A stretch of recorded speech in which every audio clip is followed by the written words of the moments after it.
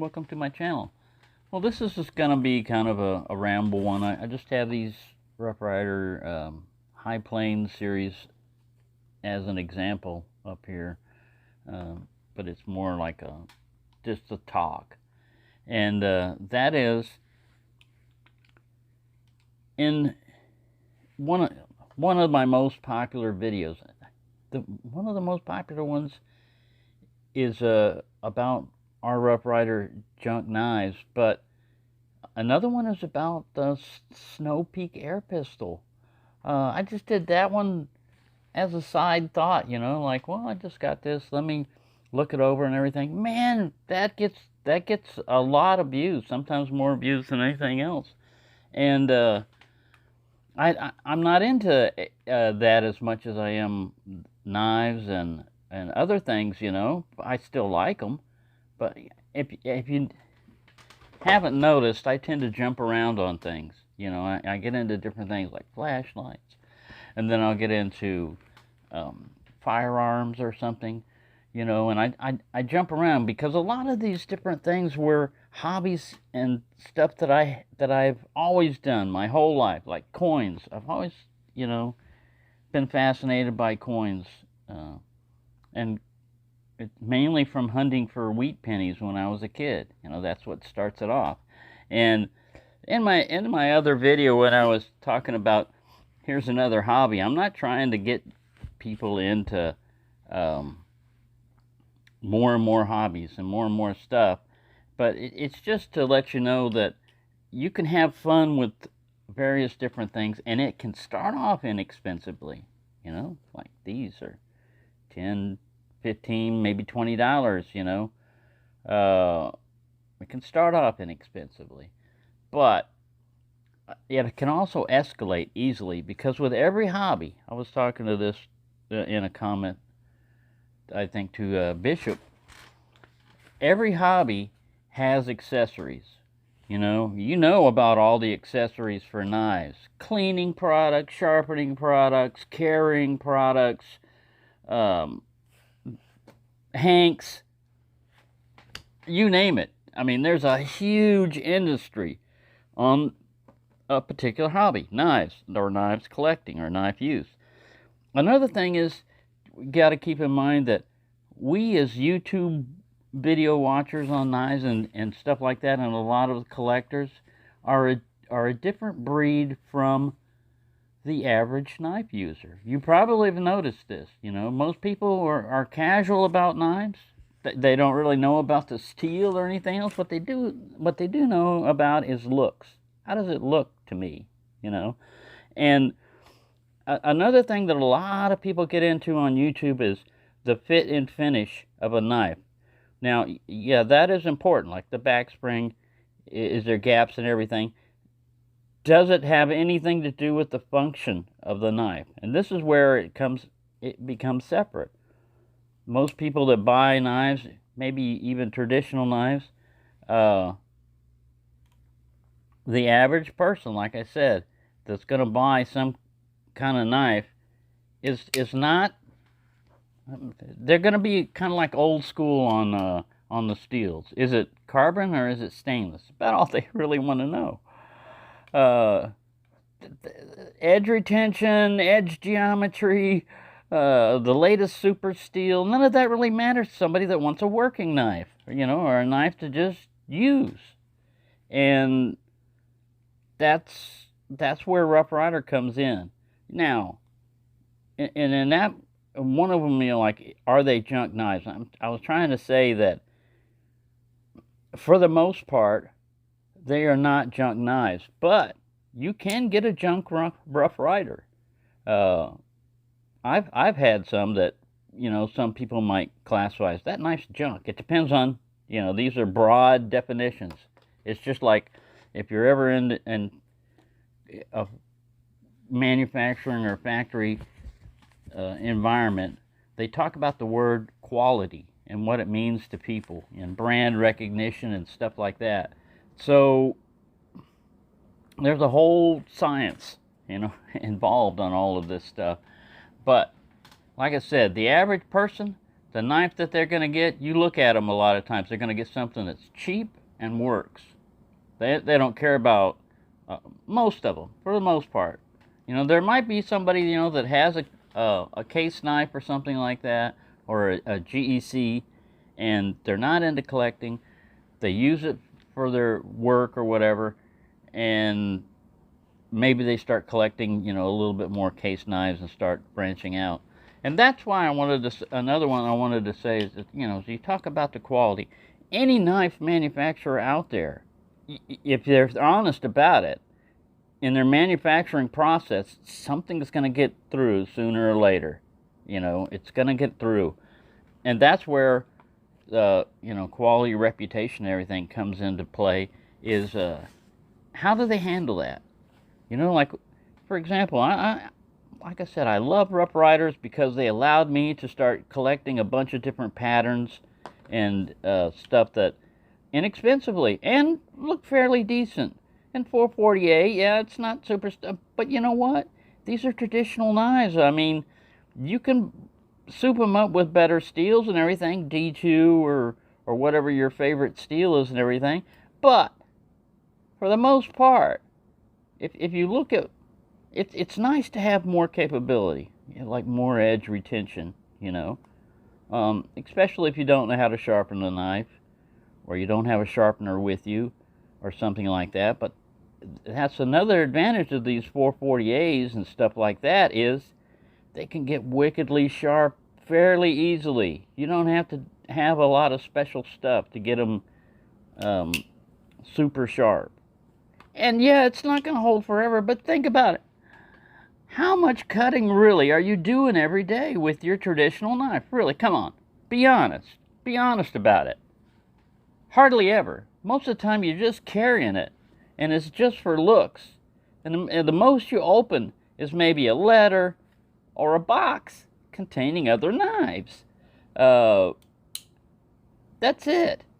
You know, so if you've got something like, here's a doctor's knife with a spatula or a pill separator or whatever you want to call it. This can come in handy. Hand model violations here. This can come in handy because you can use it. It's not quite as wide as a butter knife, you know, but you can use it to spread peanut butter. You can stir your coffee. There's probably a lot of other uses, but I mean, it comes in handy having something non-sharp sometimes, you know, that's dull, that you can use to potentially do some light prying with, you know, a little paint can lid or something. You could also potentially use this as a common screwdriver, although common screws are not that easily found. But if you've got a sharp enough point on the side, which is kind of defeats the whole purpose of a spatula, you know, you don't want anything sharp if you're going to use this as a tongue depressor.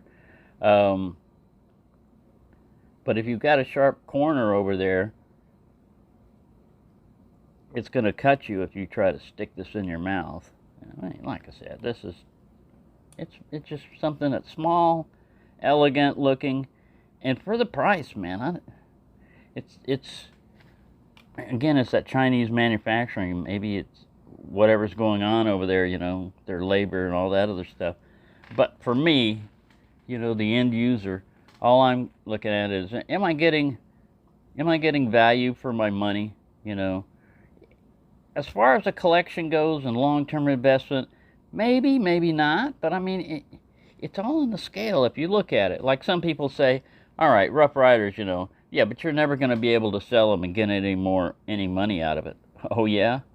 Look on eBay. There are a lot of idiots out there that will pay and get in a bidding war on something that they could easily get from another manufacturer for less, but they get caught up in their bidding war, and oh, they've got to have it because it's a rare Rough Rider that you can't find anymore, or a particular, you know, type. Like this one lost its shield, but its little bow tie. Well, you know, you can get into the hunt for the weird, you know, this is kind of like Spyderco-ish like, and you're like, how do I close this? Well, It's this one here. You got to push down on this blade to close it. So it's not going to accidentally close on you, that's for sure. A little saber grind and everything. A nice jig bone pattern here. Fit and finish, pretty damn good. You know? For basically a work knife. But yeah, the shields are not pinned. So there's always going to be a possibility of them falling off. Now, the glue that they use on that is not the same on the Stoneworks, because I've had these bounce around. I don't treat my knives super well a lot of times. Sometimes the storage is I just throw them in a box, you know, like that. And if whatever caused this to separate, I looked at it and it's like rubber cement or something. I mean, they really ought to, if they would have used epoxy, it would have stuck in there. But this doesn't look too bad because it's brown behind, so I leave it like that. If you're creative, you could get some foil, aluminum foil or something, put it in there. If you like shields, I like them non-shield. Yeah, I like the way that looks and everything. Of course, this is an older one, so it doesn't have the big R on it. Which really, you know, look at that. To me, that's always been RT, and I called it Robert Townsend. Thrifty calls it rectal thermometer, but yeah, it's unnecessary, I think, you know, because it's not artistic at all. You know, it's just two letters. You know, they can do much better, like on their horseshoe shield. I don't know if I've got one around here. I don't think I do. I've got a lot of knives lying around, but yeah, it just detracts from it to me, you know, to see this big R up here. And I'm still going to keep them, you know, like this. This is the meat crafter, or whatever they call it, carnivore, I don't know, something like that. But it has a serrated blade and a regular one in kind of like the muskrat pattern. Yeah, and I've gone so far as to grind off the R on that purple Rough Rider Barlow, just to see. And I found out, you know, I made a little thumb groove out of it. I found out, hey, this is pretty good ergonomically. Not only did I get rid of the big R, but I gained, you know, a thumb rest in there. So that's something that you can do on a Rough Rider that you couldn't do on a GEC. Well, you could. I mean, GEC didn't have that big, you know, GEC slapped on the bolster.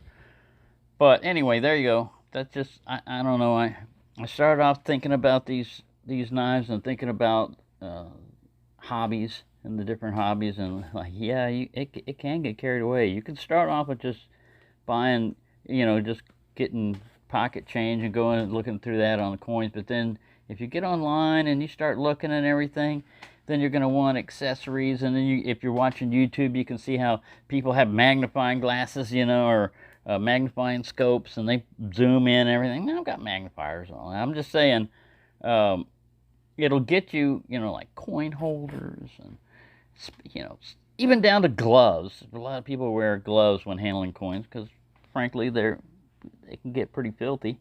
If you've ever played in a casino with quarters and stuff, you would know that. But yeah, it's just something that, to me, I like collecting knives, and I like with this. Who else makes a knife just like this? Maybe Frost or somebody like that. But I mean, you just can't get some of these. It's still traditional looking. It still has the old type of 448 type of steel on it and everything. What's this number here? RR. I have to look at it with my eyeballs. 821. You got to catch the light just right. But yeah, it's just, I'd like to see them come back out with this pattern again. But that's another thing. They'll make a run. Rough Rider will make a production run of stuff, and then maybe even a particular type of pattern, and then they'll stop. They won't produce them again. With the exception of maybe it's just a long time lapse, but for the longest time the Stoneworks were, Tobias had the whole collection of it, and then bam, they started coming out with more, which was fine, but it was many years between the particular versions that they came out with.